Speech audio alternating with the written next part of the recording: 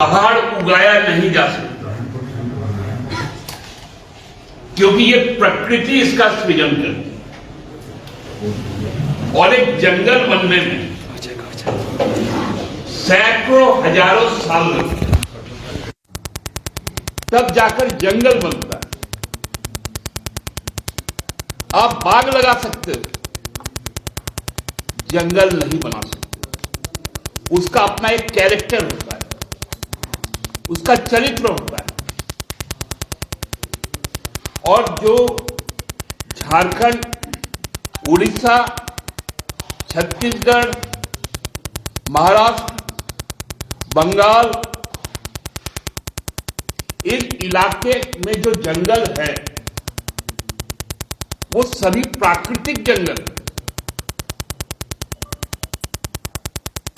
कुछ दिन पूर्व, एक साल के पहले हम लोगों ने देखा था महाराष्ट्र में भाजपा के शासनकाल में आरे फॉरेस्ट जो मुंबई का धमनी है उसको काटने का काम किया गया मेट्रो का कारशेड बनाने के लिए। पूरे देश में इसका विरोध हुआ। माननीय उच्चतम न्यायालय ने इस पर संज्ञान लिया, तब जाकर उसको संरक्षित कर पाए। और ये फॉरेस्ट जो संरक्षण नियम बना, ये उसको भी समाप्त कर देता है। ये कितना डरावना नियम है, जिसका जिक्र हमारे माननीय मुख्यमंत्री जी ने कल लिखा है प्रधानमंत्री जी को। मैं आपको मोटे तौर पर 7 ऐसी विसंगतियां बता रहा हूं जो ये नियम के एग्जीक्यूशन के साथ साथ लोगों को तबाह करने का काम करेगा। उसमें पहला है, जो इकोलॉजिकल इंपैक्ट होगा उसकी कोई असेसमेंट नहीं। मतलब पर्यावरण पर उसका जो प्रभाव पड़ेगा उसकी कहीं से भी बातें नहीं की गई। दूसरा, जो जूलॉजिकल जो इंपैक्ट होगा, मतलब जंगल के अंदर रहने वाले जो जीव जंतु जब जंगल कटेंगे तो वे बाहर निकलेंगे। ऐसे भी झारखंड बहुत लंबे दिनों से हाथी के आतंक, लोमड़ी, लकड़बग्घा, तेंदुआ, भालू, ये जो वन्य जीव है उनके आक्रमण का शिकार होते रहा। जान माल की बहुत अकूत नुकसान होती रही। अब जब फिर से जंगल काट दिया जाए तो यह समस्या इससे दुगनी चौगुनी ज्यादा हो जाएगी। तीसरा है सामाजिक।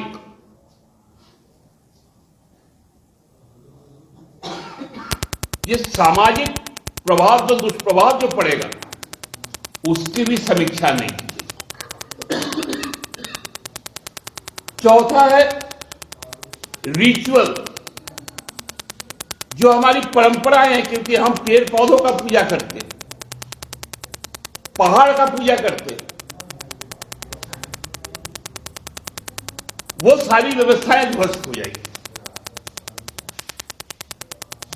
पांचवा है जो आर्थिक दुष्प्रभाव होगा। हम लोग जानते हैं समाज में आज भी चाहे कोई भोज भात हो,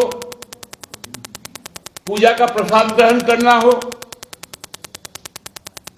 हम लोग साल पत्ते के दोने पर, कमल पत्ते के दोने पर उसको दिया जाता है। वो एक बहुत छोटा लेकिन एक रोजगार का उपाय है। जलावन की लकड़ी, क्योंकि उज्ज्वला योजना में आप सिलेंडर तो एक बार दे दिए,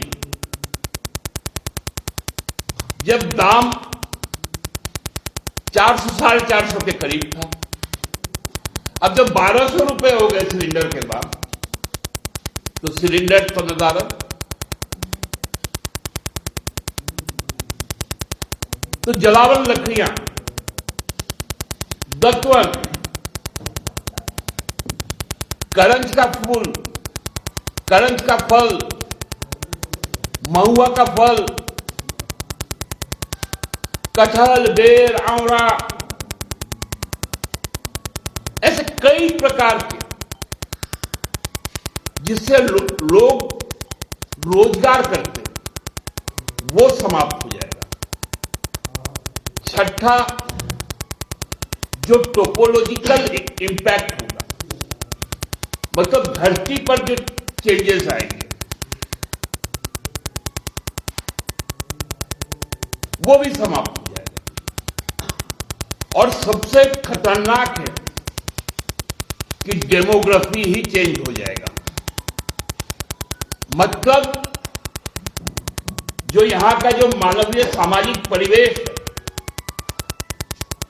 वही समाप्त हो जाएगा। ये इतना खतरनाक नियम यदि बनता है,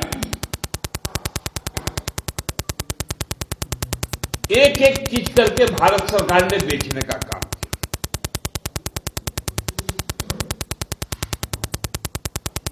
रेल बेचा, सेल बेचा, गेल बेचा,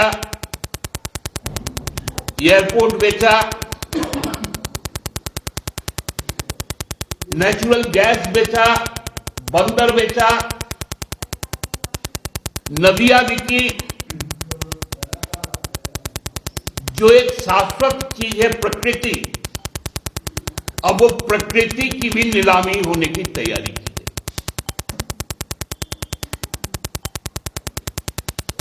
मतलब एक भी चीज को छोड़ना नहीं। प्रकृति क्यों छूटेगा? यह सृष्टि क्यों छूटेगी? इसको भी बेचो। और उसी के लिए ये नियम लागू करने की तैयारी की। आदरणीय प्रधानमंत्री जी को, क्योंकि इधर हाल के दिनों में जब से गुजरात का चुनाव और हिमाचल का चुनाव हुआ, बहुत सारी चीजें उनके मुंह से सुनने को मिली। लगा कि वे संवेदनशील है प्रकृति के प्रति, लेकिन यदि यह कानून बन जाता है, फॉरेस्ट कंजर्वेशन रूल, तब तो फिर यहां के लोगों को बेहतर है कि देश के लगभग 20 करोड़ से ज्यादा लोगों को आप इच्छा मृत्यु की अनुमति दें। जब प्रकृति ही नहीं रहेगा, जब प्रकृति पर जो आश्रित लोग हैं, उनका यदि आश्रय ही छीन लिया जाएगा, तो वो जिंदा रह के भी क्या करें? ये बहुत संवेदनशील सवाल। मैं पूरे दलगत भावना से ऊपर उठकर मैं ये अपील करना चाहता हूं अपनी पार्टी की ओर से। हमारे आदरणीय मुख्यमंत्री जी ने जिस बात को कहा है, जिस बात की ओर संकेत किया है, उस पर दलगत मतभेद को बुलाकर हम सबको आगे आना चाहिए कि कॉर्पोरेट राज के खिलाफ जो न्यूनतम लगाम हो, कम से कम वो न्यूनतम लगाम भारत सरकार लगाए। इसी बात के लिए आप लोगों को आज यहां पर आप लोगों से बात करने की इच्छा हुई। आप लोग आए, आपको बहुत बहुत धन्यवाद। कोई यदि विशेष आपके सवाल है तो वो आमंत्रित है। दादा, तो ये मुक्ति मोर्चा इसके खिलाफ सड़क पर उतरने वाला है या उतरेगा या लोगों को गोलबंद करेगा? निश्चित तौर पे ये एक बहुत गंभीर विषय है और हम लोग अब इस विषय पर हमारे पार्टी के कार्यकारी अध्यक्ष और पार्टी के माननीय अध्यक्ष गुरु जी से हम लोग विचार विमर्श कर एक रूपरेखा तय करेंगे। और क्योंकि चूंकि खाली ये झारखंड का विषय नहीं रहेगा, ये अंतर्राज्यीय विषय है, तो इस पर एक व्यापक बहस और गोलबंदी भी जरूरी है। दादा, आपको इतना माहिती है हाल ही में यहाँ पे जो प्रोजेक्ट भवन है आपका ससुराल, वहाँ हजारों पेड़ काट दिए गए। वहाँ स्मार्ट सिटी आपकी सरकार के द्वारा बनाया जा रहा है। अफसोस की बात है कि उस जगह का शिलान्यास हमारी सरकार ने नहीं किया था। लेकिन काम तो चल रहा है। वो ऑनगोइंग प्रोजेक्ट है, हमारे सरकार से पहले ही काम शुरू हो चुका था, वनों की कटाई हो चुकी थी। हम लोगों को तो इस बात का भी दुख है कि राजभवन के भी पेड़ बहुत सारे कट गए। जो हम कह सकते हैं कि शहर के बीचों बीच वो एक धमनी का काम करता था, ये बात का अफसोस तो है। अब बहुत सारे पहाड़ कट गए हमारे झारखंड के, डेवलपमेंट के नाम पे, 4 लेन के नाम पर। तो विकास तो अब विनाश के सर पे ही लगता है कि 1995 के बाद जब प्रधानमंत्री आदरणीय स्वर्गीय अटल बिहारी वाजपेयी जी ने जो गोल्डन क्वालिटरल रोड की जो आधारशिला रखी थी, तब से ये 4 लेन 6 लेन होना शुरू हुआ। तो पहाड़ भी कट गए, देश के जंगल भी कट गए, साथ साथ टोल भी देना पड़ रहा है। तो यह कुछ पाने के लिए तो हम लोगों ने सबसे ज्यादा खोया है, इसका गम तो हम लोग को रह गई।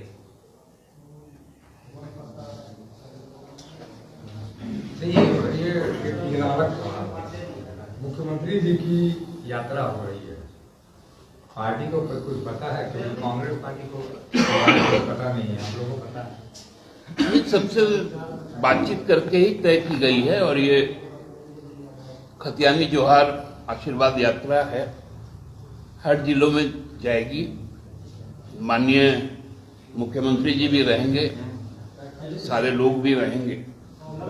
और जो हम लोगों ने कुछ कार्य किए हैं, क्योंकि अब तक तो ये सरकारी कार्यक्रम होता था, सरकार आपके द्वार, उसमें लोगों से संवाद एक सीमित होता था।